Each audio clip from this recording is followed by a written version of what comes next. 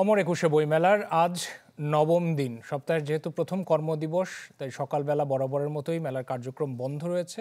বিকেল ৩টার সময় আজকের কার্যক্রম শুরু হয়েছে, অর্থাৎ মেলার গেট খুলে গেছে। রাত ৮টা পর্যন্ত স্বাভাবিকভাবেই চলার কথা রয়েছে।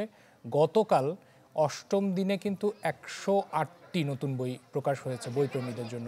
একাডেমির জনসংযোগ বিভাগ তারা জানিয়েছেন যে এই নিয়ে এখন পর্যন্ত ৯ দিন ধরলে মোট প্রকাশিত বইয়ের সংখ্যা দাঁড়িয়েছে ৫৬১টি নতুন বই।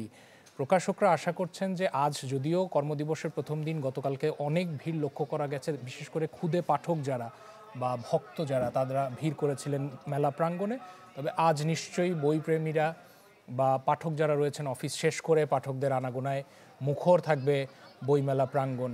বিকেলবেলা মূল মঞ্চে একটা আলোচনা অনুষ্ঠান হওয়ার কথা রয়েছে। এতে প্রবন্ধ উপস্থাপন করবেন চঞ্চল আশরাফ। এছাড়া আলোচনায় অংশ নেবেন আসিফ হায়দার এবং সৈকত হাবিব।